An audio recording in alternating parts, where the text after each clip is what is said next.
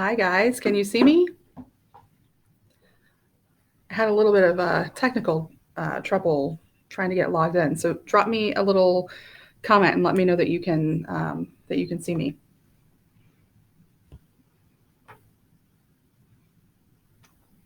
We'll give everybody a minute or two.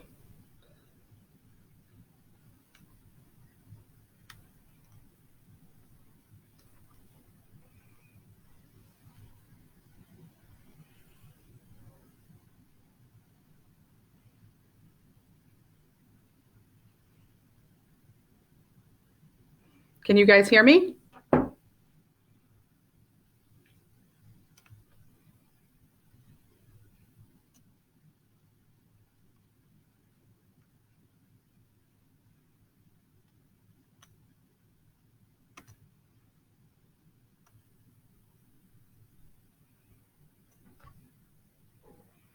Hi Jean, can you hear me?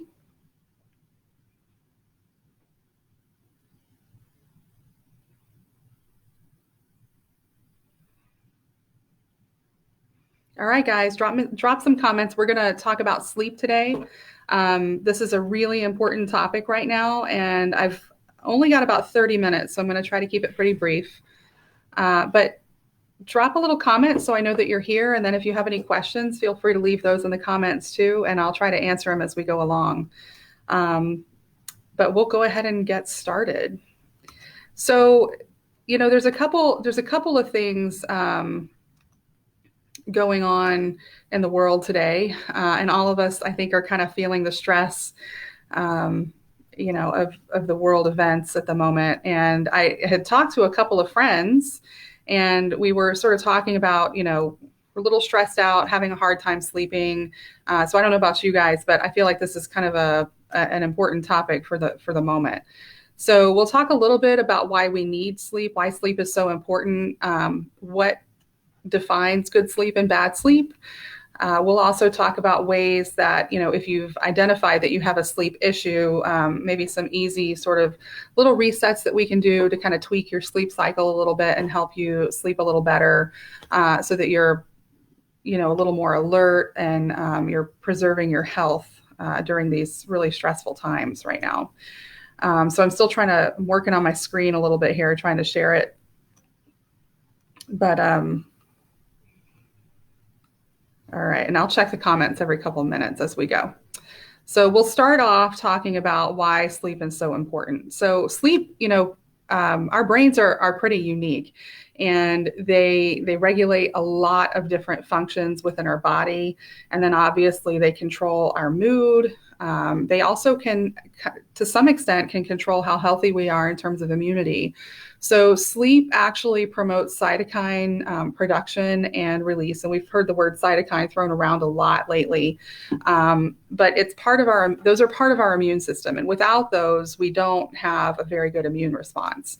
So the fact that most of the cytokine production and release occurs during sleep means that it's really important for us to get good quality sleep.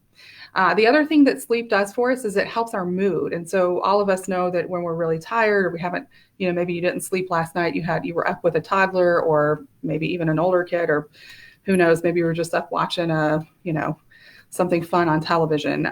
But we all know that we're really grumpy when we don't sleep.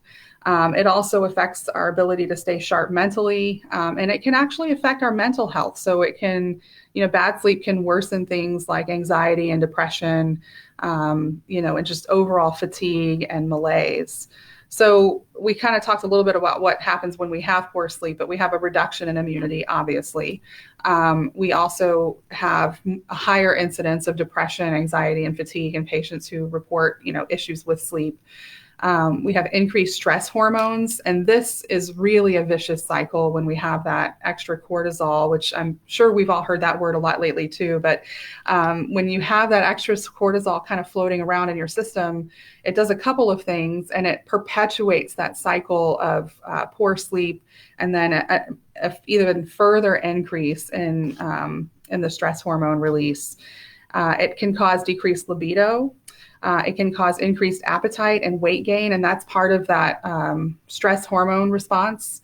But the increased appetite, the weight gain, and then it can also cause increase in your blood pressure levels. So that can be really important in terms of prevention of stroke, heart attacks, all of those kinds of things. So sleep becomes important in many, many regards. I'm sorry, I'm getting a lot of glare outside my office from the sunlight, but so sorry if it's blinding in a minute. But the other thing that can be really hazardous when our sleep isn't well regulated is that you can have periods of microsleep, and this usually happens in pretty severe sleep deprivation, but you can actually fall asleep even while you're driving. And so that becomes sort of a hazard to our health for a lot of really, really obvious reasons.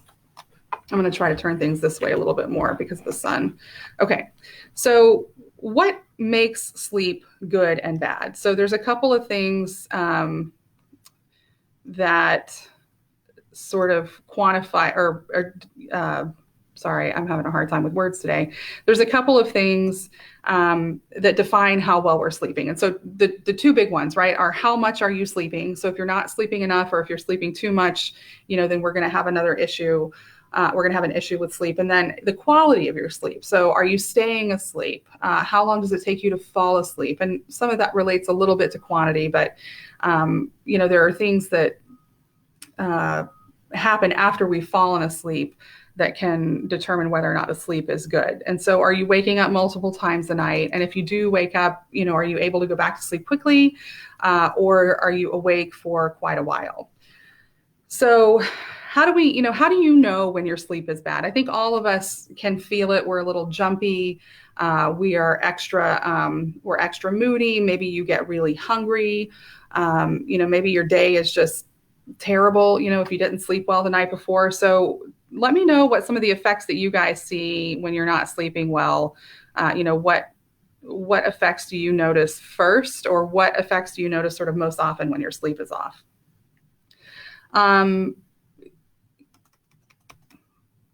There's a couple of ways. And so usually one thing that I tell people is, even if you kind of feel like you're status quo, but hang on a second, guys, I'm going to shut these blinds really quick. It's really, really bright. I apologize. I had no idea this was going to happen. Actually, maybe I can do this and just kind of block the sun a little bit. There we go. That's probably a little bit better. Sorry about that. All right.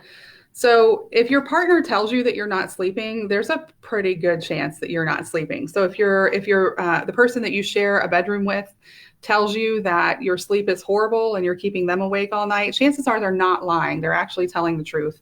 And they can actually have disordered sleep because they're kept awake by a partner that doesn't sleep. So there's actually official diagnoses for that. So just keep that in mind. So why is our sleep crazy right now? I mean, I think we all know that there's a little extra stress in the world. Even if your job has been stable, or even if your family is healthy and everybody's doing okay, there's a big disruption in our routines right now. So many of us have children at home that are trying to finish out a school year online, and so our routines are just kind of all out of whack. You may be working from home, or you may have been furloughed. And so even your work routine is off. So you may not be waking up at the same time that you normally would. You might be, having to add a bunch of other jobs and tasks into your day. So if you are schooling children at home and working at home, you may not have very much time to sort of use or participate in those routines that you would normally associate with sleep.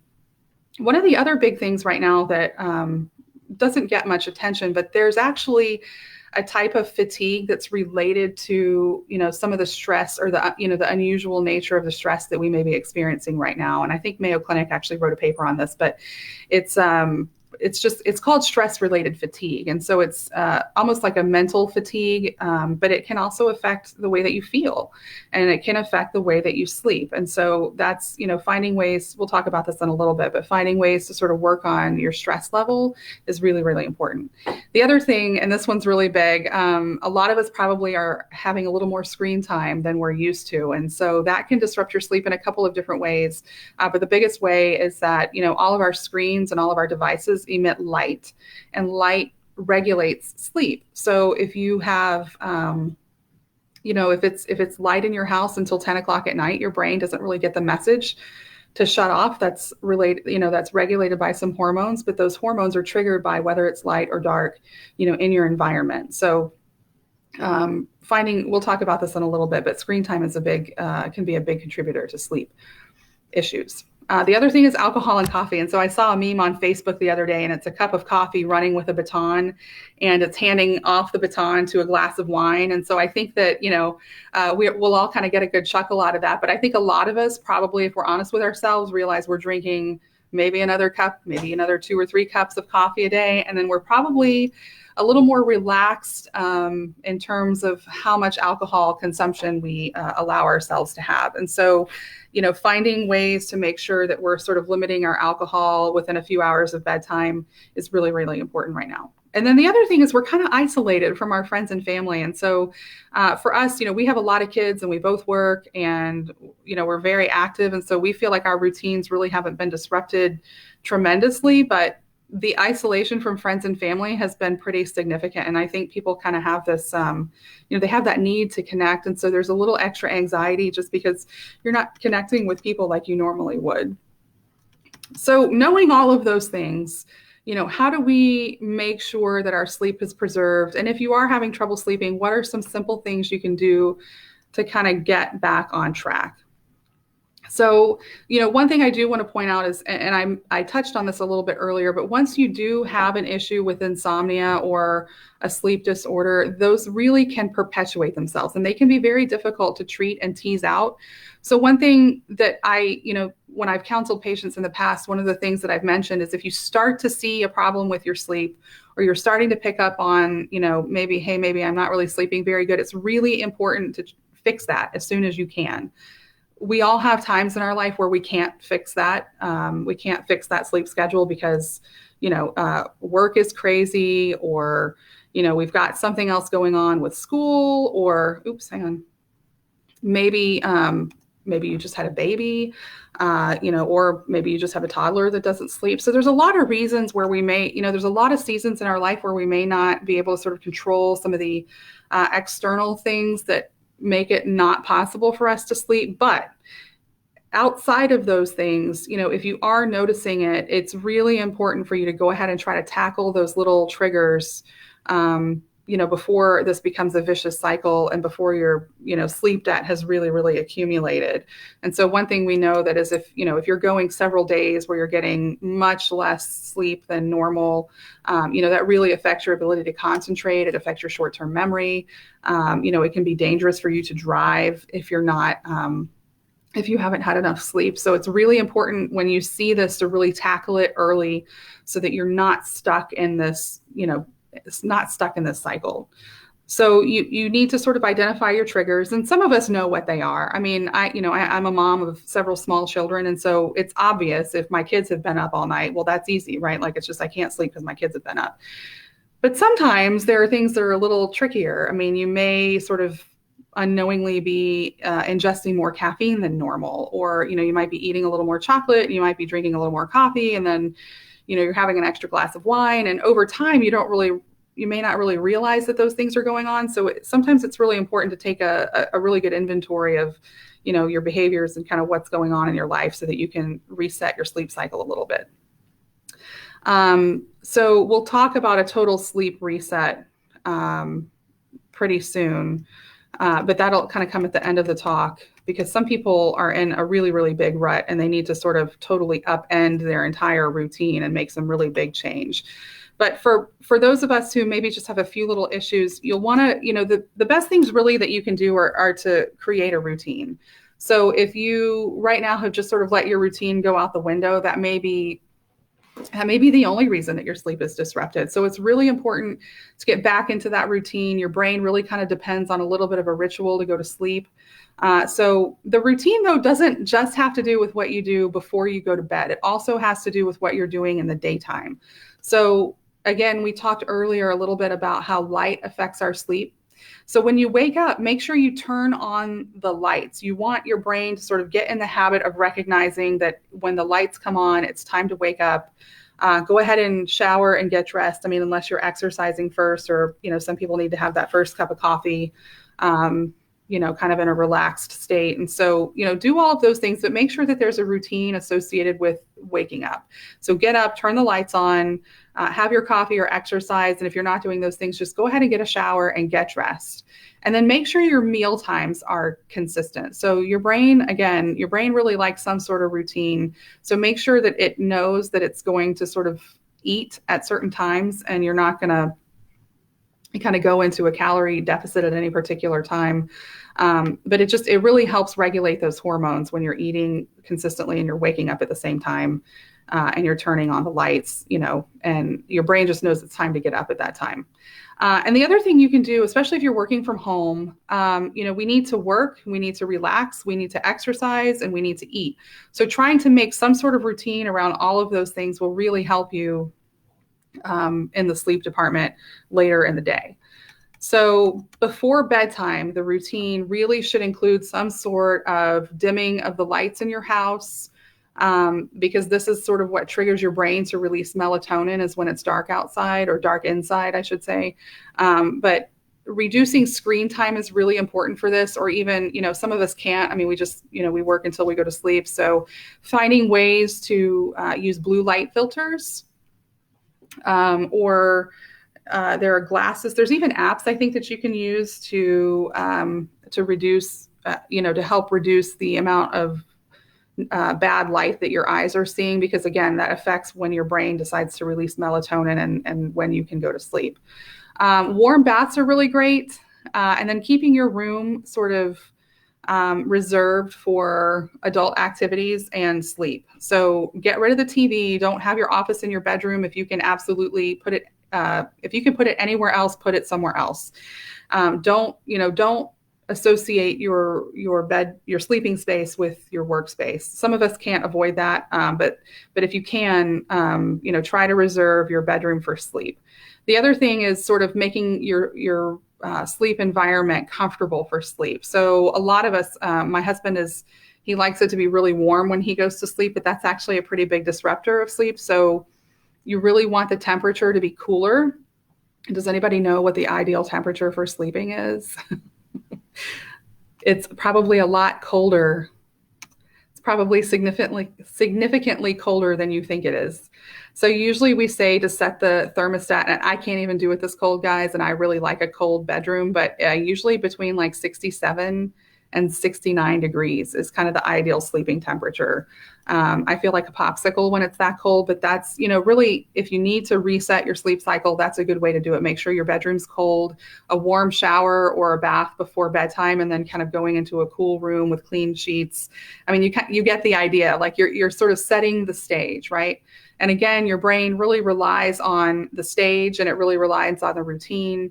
So if you're having trouble sleeping, I highly recommend coming up with some sort of bedtime routine that maybe, once you've dimmed the lights, it's kind of hard to read, but if the lights are dim and you can read, do that. But try to avoid screens, and then maybe journaling is really good. A lot of people sort of complain about, they have these thoughts at night of all the stuff that they needed to do or didn't get done today, or the stuff they maybe need to do tomorrow. Leave a little notepad at the bedside with a pen, or, something like that, where you can just jot down a few quick thoughts and kind of have almost like what I call a brain dump. Just get it all out on paper if you need to. Spend 5 minutes, rehashing your day, what went well, what didn't. Just getting that out sometimes is really, really helpful, and will allow your brain to kind of shut off and go to sleep. So some of the other things we can do, gentle stretching and meditation. Another really, really big one is exercise. So, sorry, I just shook my computer. Don't exercise right before bedtime. Again, if you can help it, we all have, crazy schedules. And so sometimes that's the only time you can get it in. If you do exercise right before bedtime and you're having trouble sleeping, that could be part of it. Maybe if you're exercising right before bedtime, try to make that exercise a little more gentle and calming and not super hardcore. But getting exercise, earlier in the day and making it having vigorous exercise earlier in the day is going to be really good. It's going to help you sleep, just sort of expending some of that energy Exercise is a great way also to reduce stress.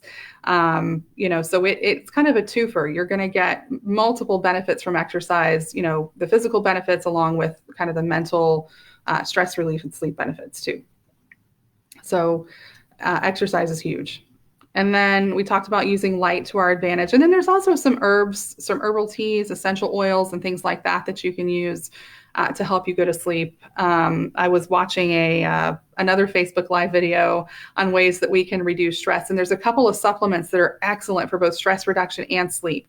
So magnesium is one of those. There are a lot of forms of magnesium. And I was glad that the other speaker pointed this out. The magnesium, the L-threonate is actually really, really good form of magnesium for sleep and anxiety because it crosses the blood-brain barrier. A lot of the like magnesium oxide or I'm trying to remember what's in, some of the other forms of magnesium are really more geared towards GI issues. And so, not that those are bad, but they're not going to necessarily give you the stress relief and the sleep benefits that you're hoping to get. So Epsom salt is also another way. Magnesium is very well absorbed through the skin. Sometimes it's not really well absorbed in our intestines. So Epsom salt baths are really good, both from a muscle relaxation and a mental relaxation perspective. So magnesium is kind of the first supplement that I recommend. It also helps prevent migraine. It relieves stress. So it's a really good kind of go-to, supplement for a lot of different things. The other one is going to be L-theanine, and that's a really good supplement for sleep as well. And you can buy that over the counter. Any supplement store will have it. But that's another really, really good supplement for sleeping. And then the other, let's see. Oh, this one's really good. I love this one. So practicing kindness and graciousness. And so we all talk about sort of being, very intentional with our actions right now, having a little extra kindness towards people. Everybody is stressed out right now. Okay. The stress that we allow ourselves to experience during, any given part of the day, as a reaction to either things that happen to us or, things that are kind of going on around us, doing what we can to stay mindful and really help control our thoughts so that we're not really anxious and that we are intentionally being kind to people and being gracious toward other people will really help keep those stress hormones under check. And so even from sort of a selfish perspective of being kind and gracious, it really can help reduce your stress levels and it can in turn help you sleep. So I like that for all kinds of reasons, but I think we could all use a little more of that these days. The other thing that you can do kind of close to bedtime is, using relaxation techniques. So deep breathing exercises, you can kind of Google that and find a lot of different information on how to do deep breathing exercises, but gentle stretching, yoga, some sort of Pilates type breathing exercises are really, really good to help kind of clear your mind. Meditation, obviously, and anything to sort of focus internally and clear your mind of kind of all of those other, the thoughts of the day and your to-do list and all that sort of thing is really important. And then the other sort of more obvious things that you can do is minimizing caffeine, really limiting alcohol before bedtime. So, I don't know about you, but I always remember my grandparents kind of having a nightcap before bedtime and they would, so it was to help them sleep. But alcohol makes you sleepy, but it definitely disrupts your sleep cycle. So all those brain waves that you have while you're sleeping, they need to fit a very certain pattern in order for your sleep to be good. And so if you're drinking close to bedtime, that's definitely going to disrupt it's definitely going to disrupt that brainwave pattern and your sleep quality is not going to be as good as it should be. And then the other thing is sort of limit high calorie and fatty meals before bedtime. And that really has more to do with your ability to digest things while you're lying flat. So if you've eaten something that's, high in fat or highly acidic or a really big meal, you may sort of experience some GI distress when you're trying to go to sleep. And that's obviously going to make it challenging for you to sleep. And then I'll kind of go into, if you guys have any questions, let me know or comments, but signs it's time for you to see a professional. So if you're having persistent insomnia or you're really just not able to figure out what's going on, it's probably time to see either, to see a physician about your sleep issues. And so if you're falling asleep in the daytime, if you sit down and halfway through a conversation, you're out, it's probably time to see a physician and potentially even get a sleep study. If you're waking up with headaches pretty frequently, that's also a pretty good indicator that there may be something like sleep apnea going on. And then if your significant other is saying, that you're having trouble sleeping, again, that's a really, really, really good indicator. And they usually know, and they're usually right, even though we may not always like to admit that. They usually can give you a pretty accurate picture of what's going on with your sleep. So for a sleep reset, so if you are going to go see a professional, I recommend that you put together kind of a sleep diary for a few weeks. And maybe even try what I kind of term this as a sleep reset, but this is kind of a hardcore, like follow all the rules for 3 weeks reset button. Okay. But it takes being very intentional. It takes a little bit of planning, but it can pay off big time. It's also a little bit challenging, but whenever I tell people that they need to do this, I usually refer to this as an investment in their, in their future and in their mental health.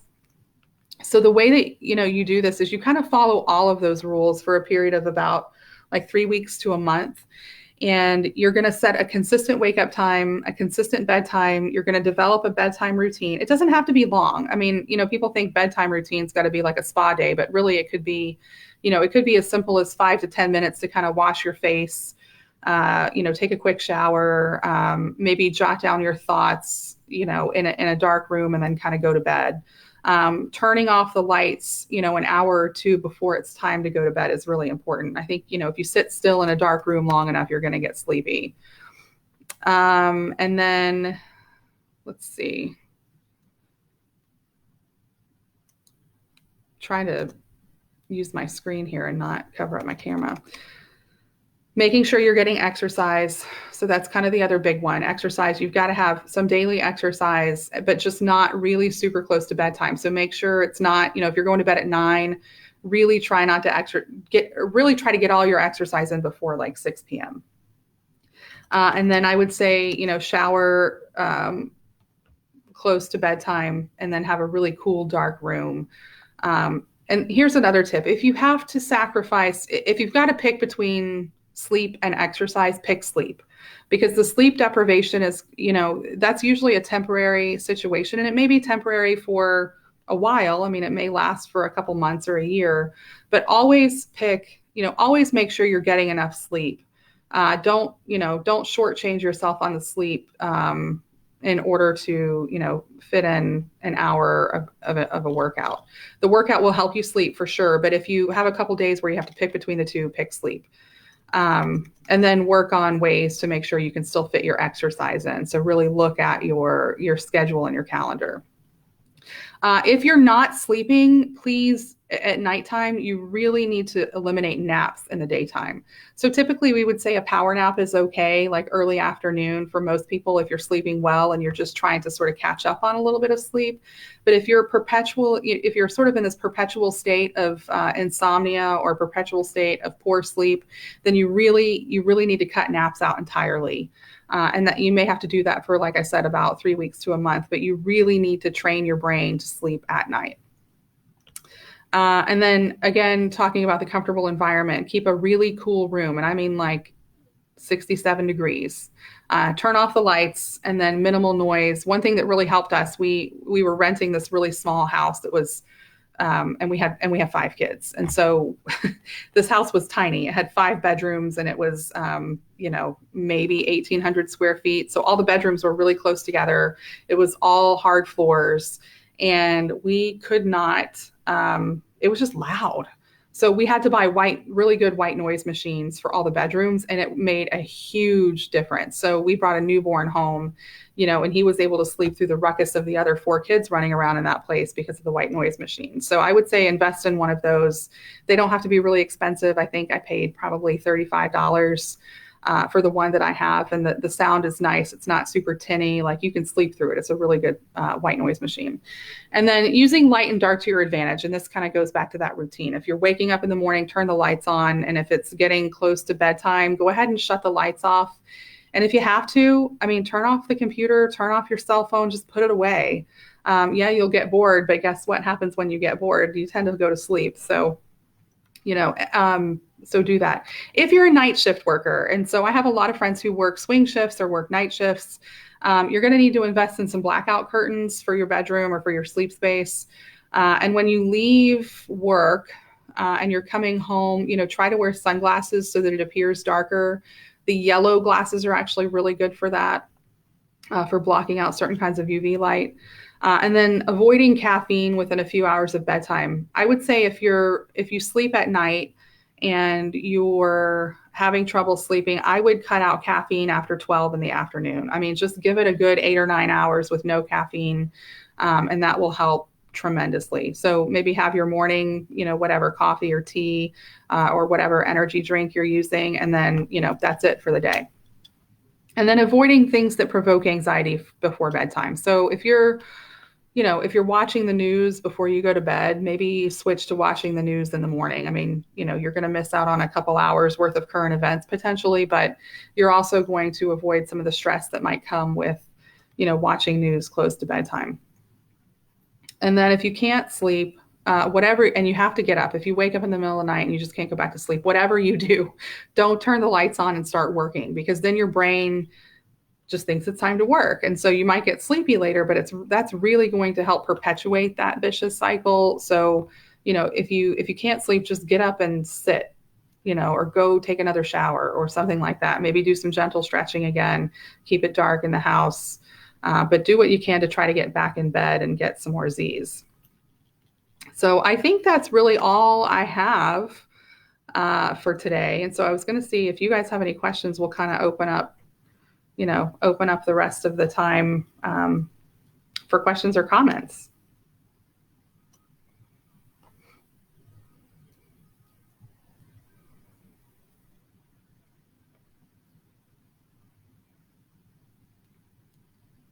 Do you guys have anything that helps you sleep, that's kind of your favorite go-to when you're not sleeping very well?